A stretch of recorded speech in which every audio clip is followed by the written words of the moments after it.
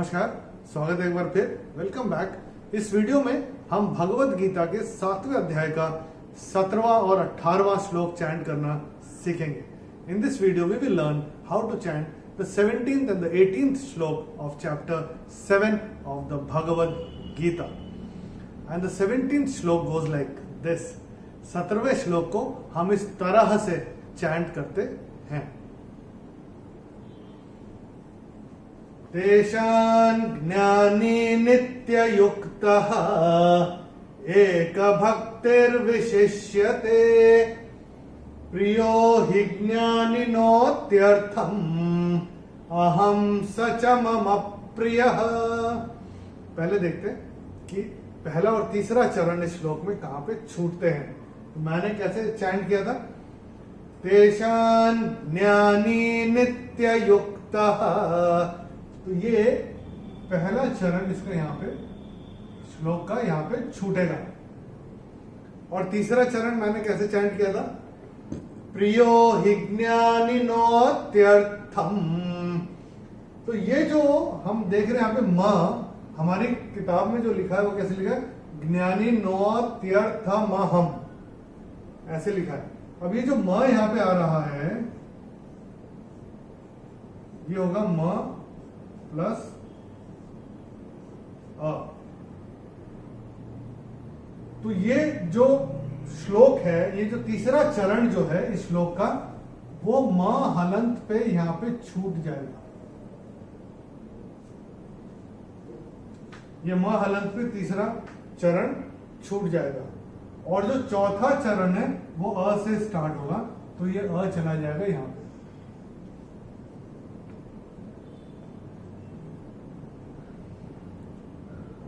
तो एक बार गिन भी लेते हैं। 1 2 3 4 5 6 ता आधा नहीं गिना जाएगा, 7 8 म हलंत नहीं गिना जाएगा, तो ये हो गया 8। अभी चौथा चरण देखते हैं। 1 2 3 4 5 6 7 8। तो केमिस्ट्री बोलते हैं ना, इक्वेशन बैलेंस हो गया। तो ये ऐसे करके होगा। प्रियो हि ज्ञानिनोत्यर्थम, ऐसे करके ये होगा। फिर अहम स च मम प्रियः। तो ये जो हमारी किताब में ये इसको नोट करके रखेंगे, तो आगे जब अकेले बैठ के चैंट करेंगे तो हमको समझ में आएगा कि ये श्लोक का तीसरा चरण कहाँ छूटा, चौथा चरण कहाँ पे और कैसे आरंभ होगा, वो बहुत जरूरी है। अभी देखते हैं इस श्लोक में कौन कौन से नियम लागू होते हैं। The rules that are apply on this shloka. Let's have a look. ये शा के ऊपर अनुस्वार के बाद का अक्षर है ज्ञ, और अनुस्वार के बाद जब ज्ञ आएगा तो अनुस्वार का उच्चारण होगा न। ये हमने अपने पहले के वीडियोस में भी बताया हुआ है। तो आप जब हमारे पहले के वीडियोस देखेंगे तो उसमें समझ में आ जाएगा कि इसको न क्यों आएगा और ज्ञ का कॉन्स्टिट्यूशन क्या है, ज्ञ की संरचना क्या है इस वाले शब्द की, तो आपको समझ में आ जाएगा। उसके लिए हम आपसे रिक्वेस्ट करते हैं आप हमारे पुराने वीडियोस देखिए, जिससे कि पूरी भगवत गीता चैंट करने का जो ट्यूटोरियल है वो सीखते भी जाएंगे और ये सारे नियम भी जानते चले जाएंगे। और अगर आप देख ही रहे हैं तो बहुत अच्छी बात है, आगे भी लोगों को बताइए सीखने के लिए। अभी मैंने कैसे चैंट किया था? तेषां ज्ञानी नित्ययुक्तः। आपकी किताब में नित्ययुक्त लिखा है और मैंने चैंट किया नित्ययुक्तः, क्योंकि ये जो यहाँ पे जब संधि छूटेगी तो यहाँ पे ये विसर्ग का उच्चारण आएगा, नित्ययुक्त ऐसे करके आएगा। ये आप अपनी किताब में नोट करके रख सकते हैं। दूसरे चरण में चैंटिंग के हिसाब से कोई नियम है नहीं। तीसरे चरण में जो नियम था, जहां पे चरण छूटेगा, चौथा चरण का आरंभ होगा, ये हमने आपको बता दिया। नो के बाद जो अवग्रह आ रहा है जिसमें विलुप्त अ है, तो नो को थोड़ा खींच के बोलेंगे। ज्ञानिनोत् प्रियो हि ज्ञानिनोत्यर्थम, ऐसे नोत्यर्थम ऐसे करके ये आएगा। ह के ऊपर चौथे चरण में विसर्ग के बाद का अक्षर है स, और विसर्ग के बाद जब स आएगा तो विसर्ग का उच्चारण होगा म। ये हम अपनी किताब में नोट करके रख सकते हैं।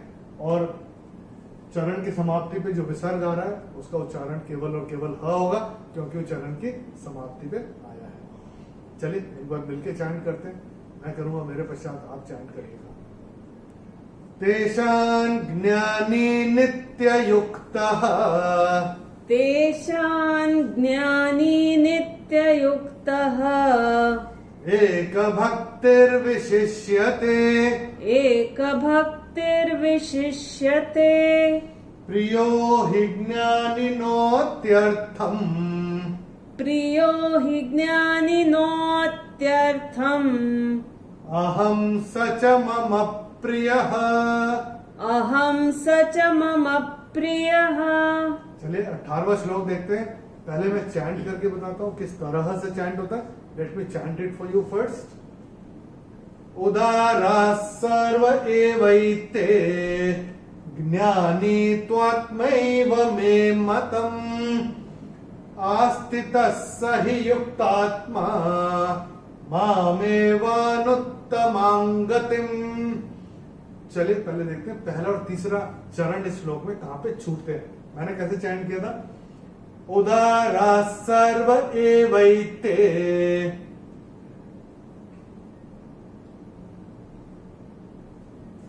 आस्थितः स हि युक्तात्मा।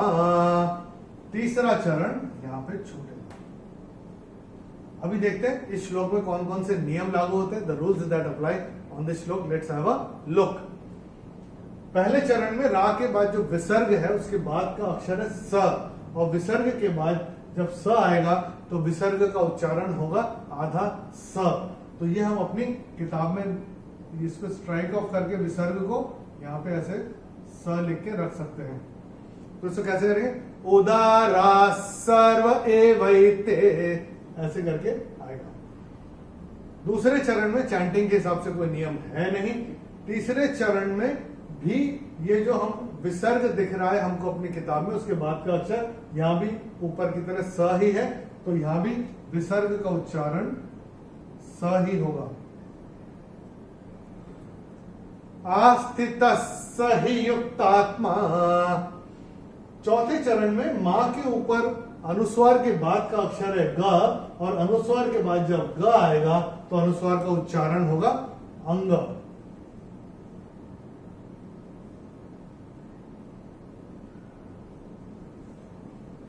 मामेवानुत्तमां गतिम्, ये ऐसे करके आएगा। चलिए एक बार चैंट करते हैं मिलके। मैं करूंगा, मेरे पश्चात आप चैंट करिएगा।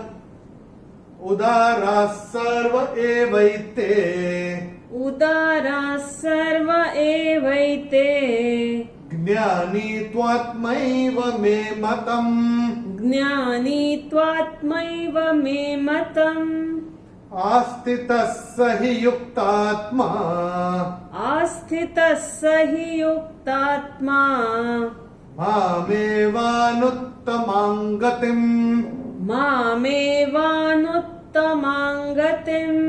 चलिए एक बार दोनों श्लोक मिलके चैंट करते हैं। एक बार रिवीजन भी हो जाएगा। Let's experience the bliss of the Bhagavad Gita chanting. Gita chanting is chanting. Let's experience it. तैयार है? चलिए। तेषां ज्ञानी नित्ययुक्तः तेषां ज्ञानी नित्ययुक्तः एकभक्तिर्विशिष्यते एकभक्तिर्विशिष्यते प्रियो हि ज्ञानिनोत्यर्थम् प्रियो हि ज्ञानिनोत्यर्थम् अहं स च मम प्रियः अहं स च मम प्रियः उदारा सर्व एवैते उदारा सर्व एवैते ज्ञानी त्वात्मैव मे मतम् ज्ञानी त्वात्मैव मे मतम् आस्थितः स हि युक्तात्मा आस्थितः स हि युक्तात्मा